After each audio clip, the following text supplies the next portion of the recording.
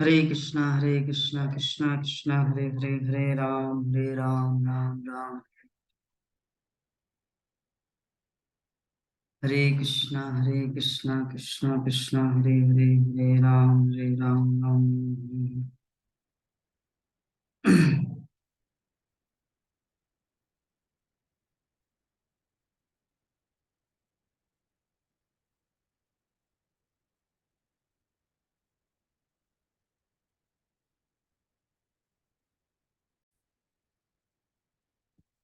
तो अभी हम लोग श्रीमद् भागवतम के द्वितीय स्कंद का प्रथम अध्याय श्लोक संख्या 16। 16।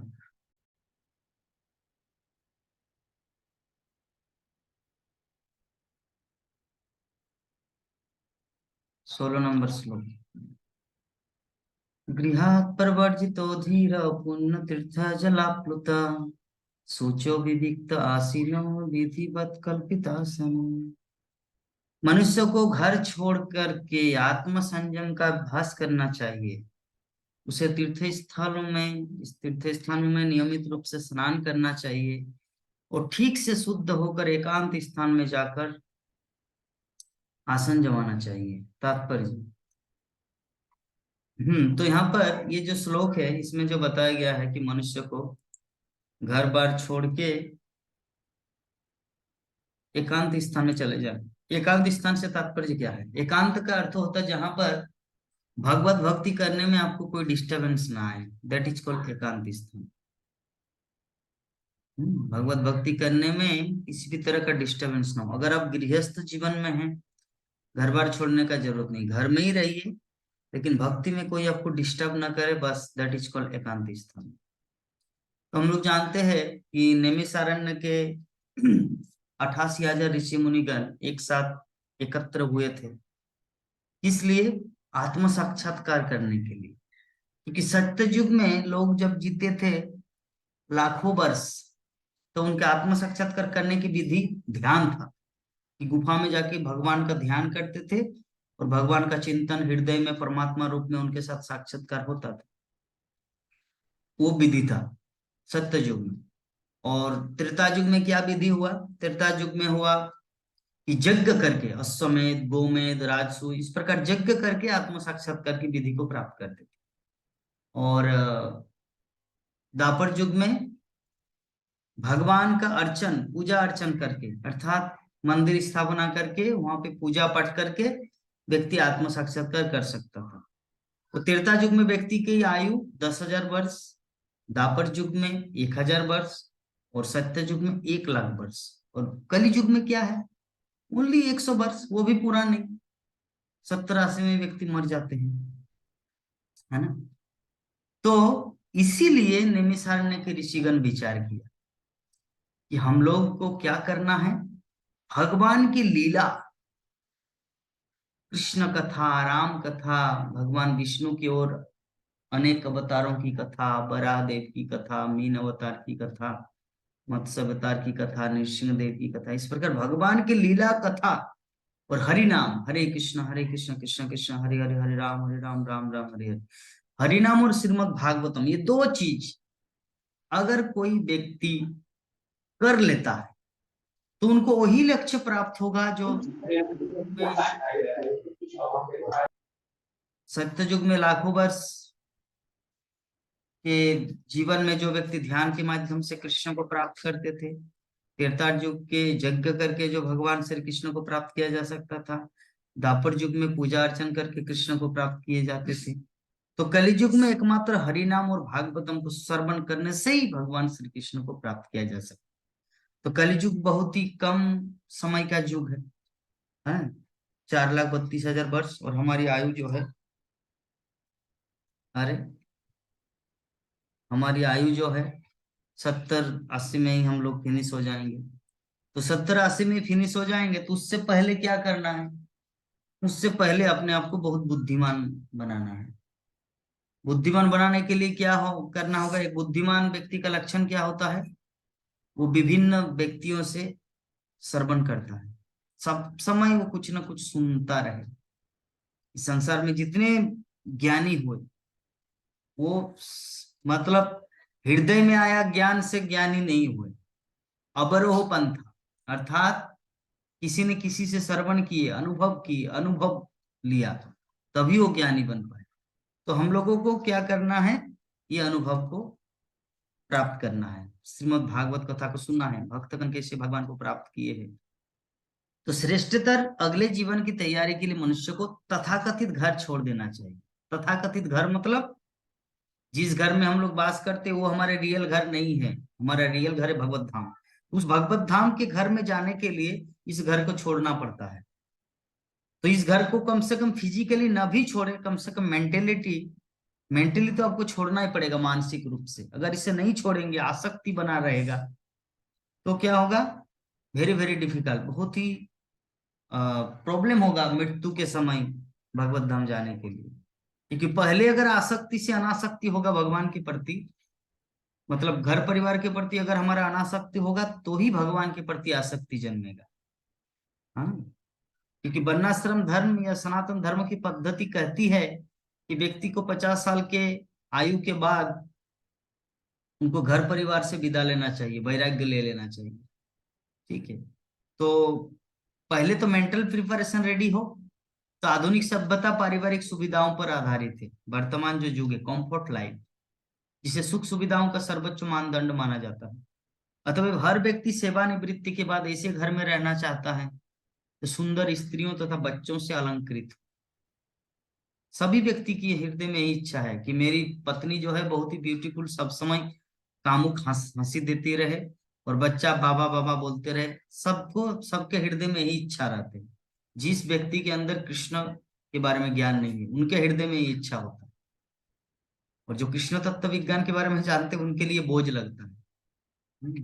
खैर, तो ऐसे सुविधापूर्ण घर से बाहर जाने की रंच मात्र इच्छा नहीं करता, जो मतलब मेटेरियलिस्टिक। तो विद्यापति जो है, उन्होंने ये जो पारिवारिक जीवन में जो सुख है, उसको मृग मरीचिका, मतलब रेगिस्तान में एक बूंद पानी के साथ तुलना किया गया। मान लीजिए कि रेगिस्तान में पानी नहीं है, जल नहीं है, और जल की एक बूंद भी जल ही है, लेकिन एक बूंद अगर जल आपको प्राप्त हो तो उसमें क्या करोगे, ना तृप्ति मिटेगा ना कुछ भी होगा। तो गृहस्थ जीवन में जो आनंद है ना, हमारे जो 84 लाख जीव जोनियों की भव चक्र रूपी ये जो दुख है ना, जन्म मृत्यु जरा व्याधि, इस दुख रूपी रेगिस्तान के सामने पारिवारिक जीवन, ये बच्चों का चिलकारी किलकारी, ये पत्नी का कामुक रूप, ये जस्ट एक बूंद पानी की तरह है। इससे व्यक्ति सेटिस्फाइड नहीं हो पाता। अतः हर व्यक्ति सेवानिवृत्ति के बाद ऐसे घर में रहना चाहता है।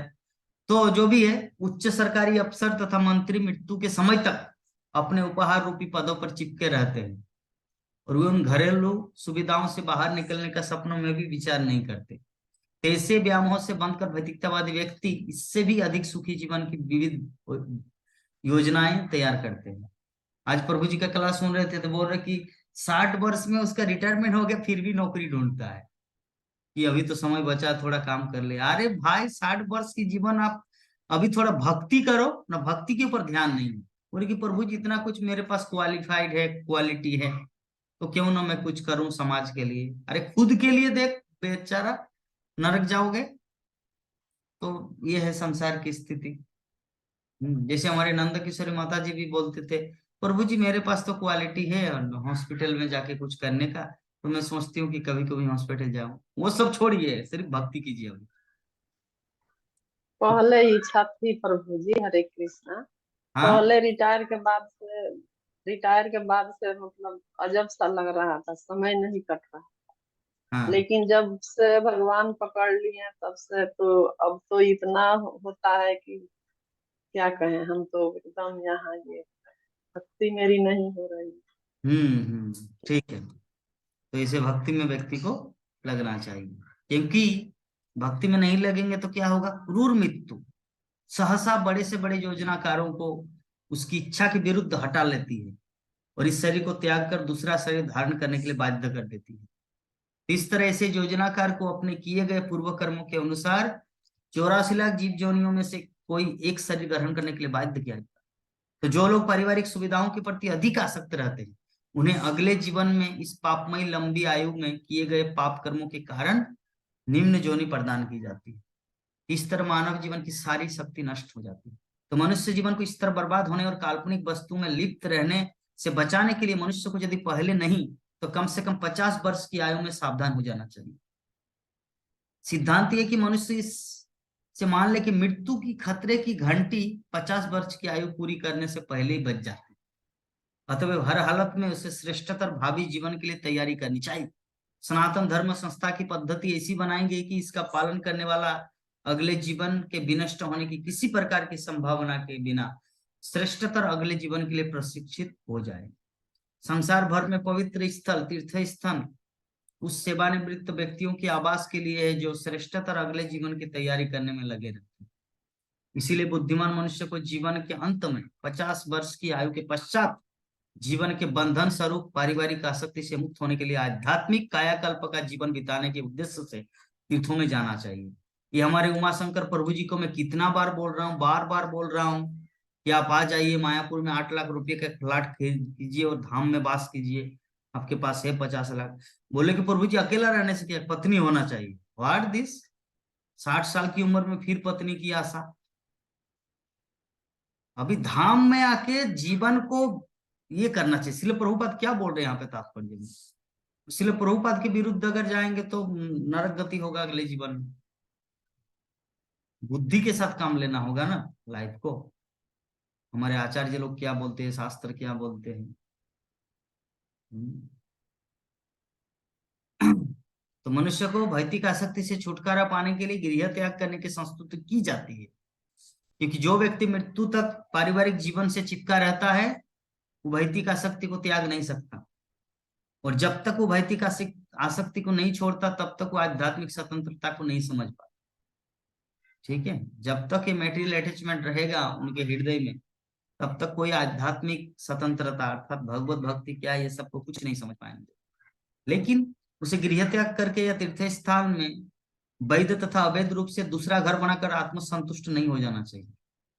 यहाँ पे और एक चीज बताएंगे, ऐसा नहीं कि यहाँ पे कंफर्ट लाइफ है तो चलो वहां पे जाके एक सुंदर सा घर बनाएंगे, सब समय पंखा एसी और वहां पे चिपके रहेंगे। नहीं, व्यक्ति को सुखी नहीं रहना चाहिए, व्यक्ति को कंफर्ट नहीं रहना चाहिए। चैतन्य महाप्रभु बोले हैं कि भारत भूमि ते मनुष्य जन्म होइले जार, जन्म सार्थक करी कर परो उपकार। बहुत सारा ग्रंथ पढ़ना चाहिए और सब समय लोगों जनता के मतलब जगत वासियों के लिए चिंता करना चाहिए कि लोगों को कैसे कृष्ण भक्ति प्रदान की जाए, क्योंकि अगर हम लोग शुद्ध भक्त बनेंगे तो हमारे हृदय की इच्छा को भगवान सुनेंगे और इस प्रकार अरेंजमेंट कर देंगे ताकि लोग आपके द्वारा लाभान्वित हो सकते हैं। इसीलिए हम लोग को अपने आप के ऊपर सेटिस्फाइड नहीं होना चाहिए। कल मैं एक मोटिवेशनल स्पीकर को सुन रहा था तो उसमें एक बहुत बड़े दुनिया के सबसे धनी व्यक्ति का उल्लेख कर रहे थे। तो उन्होंने अपने 47 बर्थ, मतलब जो बर्थडे हम लोग मनाते हैं ना, तो बर्थडे में क्या करते हैं, खाना पीना मौज मस्ती करना ऐसे करके टाइम पास करके उड़ा देते। वो अपने बर्थडे सेलिब्रेशन कैसे किया, पूरा 24 घंटा काम करके 24 आवर्स काम करके बिताया। ठीक है, तो हम लोगों को भी अपने जीवन में कृष्ण भक्ति में इतना तल्लीन रहना है।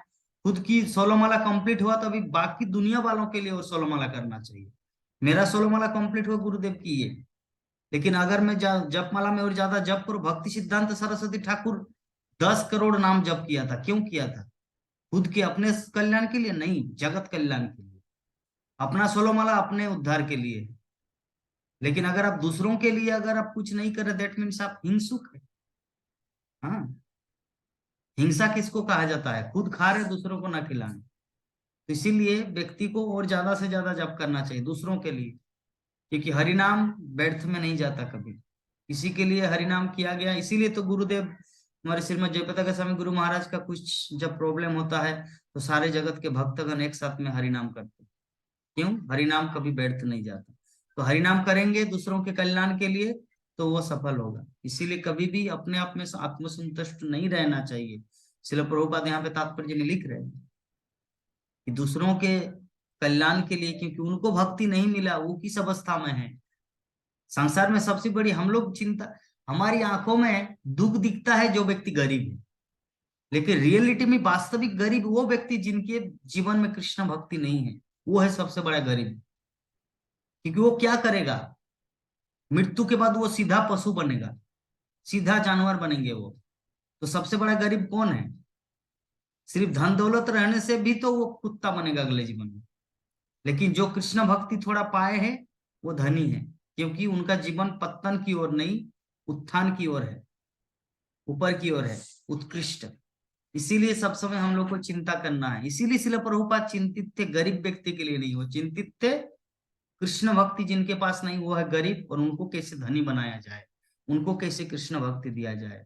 और शिला प्रभुपाद की इच्छा को भगवान श्री कृष्ण समझ गए और ऐसा अरेंजमेंट किया। तो हम लोग भी ज्ञान के तलवार पुस्तक में शिला प्रभुपाद एक लाइन लिखते हैं, a pure devotee brings good fortune to everyone. एक शुद्ध भक्त सारे जगत के लिए सौभाग्य ला सकते। ए pure devotee bring all good Fortune, A pure devotee brings a good Fortune for everyone. एक शुद्ध भक्त सारे संसार के लिए सौभाग्य ला सकता है। तो हम लोग को क्या करना है? शुद्ध भक्त बनना है। शुद्ध भक्त जब बनेंगे तब सारे संसार के लिए हम लोग कल्याण कर सकते हैं। क्योंकि अभी हम लोग बंधे हुए हैं, खुद बंधे हुए हैं, तो दूसरों को कैसे छुड़ा सकते हैं? पहले खुद को तो मुक्त होना है। इसीलिए तो बोला गया भारत भूमि ते मनुष्य जन्म होइले जा, जन्म सार्थक करी, successful your life first, after परोपकार। तो अभी इस विषय में अगर कोई ऐसा सोचे तो प्रभु जी मेरा थर्मामीटर तो नहीं है, मैं सक्सेस हूं कि नहीं, मैं सार्थक, मेरा जीवन सार्थक हुआ कि नहीं, चलिए पहले मैं जीवन सार्थक करता हूँ। नहीं, ऐसा अगर थिंकिंग करेंगे तो जीवन के अंतिम क्षण जिस दिन आप मरेंगे ना, उससे 2 घड़ी पहले भी आपको यही थिंकिंग होगा कि अभी आपका जीवन सार्थक नहीं है। इसीलिए मेरे गुरु महाराज श्रीमद भक्तिचार्य स्वामी गुरु महाराज बोलते हैं, आपके पास जो भी ज्ञान है, अगर आपको कुछ भी नहीं आता बोलना, तो व्यास आसन में बैठ के सिर्फ कृष्ण कृष्ण बोलो कि Krishna is the supreme personality of godhead, Krishna भगवान है, कृष्ण ने पुतना को मारा, कृष्ण ने उद्धव को ज्ञान दिया, कृष्ण ने अर्जुन को, जो भी आता है सिर्फ व्यास आसन में 40 मिनट की क्लास में सिर्फ कृष्ण कृष्ण बोलो, बस सफिशिएंट, यही काफी है। तो इससे अभिप्राय क्या है, हमारे आचार्यों का भाव क्या है कि आपके पास जो भी ज्ञान है उसी ज्ञान को आप सुनाइए दूसरों को, खुद उतना प्रिपरेशन मत लीजिए। गुरु महाराज इस संबंध में क्यों बोला? क्योंकि गुरु महाराज जब शिला प्रभुपाद के पास जाके बोले, प्रभुपाद मुझे संस्कृत सीखना है, मुझे वाराणसी में एडमिशन लेना है संस्कृत विश्वविद्यालय में। तो शिला प्रभुपाद बोले कि क्यों? बोले कि अगर ज्यादा ज्ञान होगा तब तो हमारा बात सुनेंगे सारी दुनिया के लोग, हमारे फिलोसॉफी के सुनेंगे। तब शिला प्रभुपाद ने गुरु महाराज को बोला कि वृंदावन में तो, या वृंदावन वाराणसी काशी में बहुत सारे पंडित भरे हुए, वो लोग क्या कर रहे हैं? क्या कर रहे हैं? वो प्रीचिंग कर रहे हैं, कितना लोगों को भक्त बना पाया। इसीलिए आपके पास जो ज्ञान है उसी को आप दूसरों को सुना, बस सफिशिएंट। तो इसी को कहते हैं जन्म सार्थक करी पर परोपकार। जितना है आपके पास उसी को दोहराइए। ऐसा नहीं कि चलिए पहले मैं बाबा पहले ये कर लेता हूँ, फिर जब मैं पूरा सक्सेस हूँ, ऐसा होगा ना, ये जीवन के कभी भी किसी भी क्षण में आपको एक फीलिंग नहीं आएगा कि मैंने अपने जीवन में सार्थकता प्राप्त की। हाँ? मेरे गुरु महाराज बोलते थे, एक सच्चा गुरु शिष्य नहीं बनाते हैं, वो गुरु बनाते हैं। सच्चा गुरु शिष्य नहीं बनाते, वो गुरु बनाते हैं। क्यों गुरु बनाते? क्योंकि अगर वो गुरु बनाएंगे तो दूसरों को शिष्य बना पाएगा, और अगर वो उनको शिष्य बना के छोड़ दिया, बस तू शिष्य है, तू कुछ नहीं कर सकता, तू पंगु है, तू मेरे पास समीप रख के सिर्फ लेक्चर सुन, तुम्हारे पास कुछ ज्ञान नहीं है, मैं ज्ञान दूंगा दुनिया को, तू तो शिष्य है मेरा। नहीं, सच्चा गुरु कभी भी शिष्य नहीं बनाता, सच्चा गुरु गुरु बनाता। इसीलिए तो वहां पर वो बोले कि जा रे देखो तारे कहो कृष्ण उपदेश, अमार आज्ञा ही गुरु भैया, मेरा आज्ञा है तुम गुरु बनो और दूसरों को कृष्ण भक्ति का प्रचार प्रसार करो। ठीक है? तो जो भी है कि व्यक्ति को आत्म संतुष्ट नहीं होना चाहिए। ऐसे अनेक लोग हैं जो घर छोड़कर ऐसे तीर्थ स्थानों में जाते हैं, किंतु विपरीत लिंगी कुसंगति में पड़कर पुनः गृहस्थ बन जाते हैं। माया की मोहिनी शक्ति इतनी प्रबल है कि जीवन की प्रत्येक अवस्था में, यहाँ तक कि अपने सुखी घर का भी क्या त्याग करने के बाद भी मनुष्य ऐसे मोह में पड़ सकता है। अतः भी अनिवार्य है कि मनुष्य ब्रह्मचर्य द्वारा यौन लिप्सा से रहित होकर आत्म संयम का अभ्यास करे। जो व्यक्ति जीवन सुधारना चाहता है उसके लिए यौन लिप्सा आत्मघात या उससे भी बढ़कर है। अतः पारिवारिक जीवन से पृथक रहने का अर्थ है समस्त इंद्रिय इच्छाओं पर और विशेष रूप से यौन इच्छा पर संयम रखना। इसकी विधि यह है कि मनुष्य को कुश, मृग चर्म तथा दरी का पवित्र आसन तैयार करना चाहिए और उस पर बैठकर उपयुक्त विधि से निरपराध भाव से भगवान के पवित्र नाम का जप करना चाहिए। यह समूची विधि मन को भौतिक कार्यों से खींचकर भगवान के चरण कमल में स्थिर करने के निमित्त है। ये सरल विधि ही सर्वोच्च आध्यात्मिक सफलता दिलाने में सहायक होगी। तो यहाँ पर शिल प्रभुपाद जो बोलना चाह रहे कि रियल अटैचमेंट, इस संसार में व्यक्ति को बांध के रखते हैं दो चीज, एक होता है निद्रा, दूसरा होता है सेक्स, सेक्स एंड स्लीप। दो चीज के कारण व्यक्ति संसार से उस संसार जाने में रुचि नहीं लेते, क्योंकि उस संसार में निद्रा और यौन वासना नहीं रहते, इस संसार में ही है वो है। तो जो व्यक्ति यहाँ पे जैसे सुअर होता है ना, सुअर क्या है, मल खा खा के इतना हैबिचुएटेड हो जाते हैं, उनको शुद्ध गाय की घी का बनाया हुआ मतलब हलवा भी पसंद नहीं आता, उनको चाहिए मल, स्टूल, लेटरिन। उसी प्रकार इस संसार में जो जीवात्मा है ना, जिसको यौन लिप्सा में पूरी तरह से अटैचमेंट हो चुके, उनको छोड़ नहीं सकते। लेकिन जब व्यक्ति धीरे धीरे आत्मज्ञान को प्राप्त करते हैं तो ऑटोमेटिकली इनके प्रति अरुचि उत्पन्न होता है, क्योंकि व्यक्ति ये यौन लिप्सा अर्थात सेक्स लाइफ में कब तक रुचि दिखा पाते हैं, जब तक वो ये समझता है कि आई एम दिस बॉडी, कि मैं ये शरीर हूं। लेकिन जब उनको ये ज्ञान होता है कि ये तो एक दिन बूढ़ा हो जाएगा, उहु करेगा, तब इस शरीर का कुछ मूल्य नहीं रहता। तो रियलिटी में कौन हूं मैं हूं आत्मा। तो जब उनको आत्मज्ञान धीरे धीरे होगा और जो आत्म साक्षात्कार की परिधि में जब वो आ जाएंगे, तब ये भौतिक वासनाएं, ये जो यौन वासनाएं उनके जीवन में नहीं रहेगा। लेकिन इस शिल प्रभुपाद बोलते हैं कि अगर किसी के मन में ये भावना है कि मेरे हृदय में काम वासना है, लेकिन मैं फिर भी कष्ट करके ब्रह्मचारी आश्रम में टिक के रहूंगा, तो शिल प्रभुपाद बोले भगवत गीता में भगवान श्री कृष्ण अर्जुन को मिथ्याचार बताए कि वो व्यक्ति मिथ्याचार है, जो बाहर से दिखावा कर रहे लेकिन अंदर में उनका एक काम वासना चल रहा है। तो ऐसे व्यक्ति को बेटर है वो शादी कर ले और सुखपूर्वक गृहस्थ जीवन बिताए, क्योंकि गृहस्थ जीवन बिताने के बाद क्या होगा, उनका धीरे धीरे ये आसक्ति से हट जाएंगे।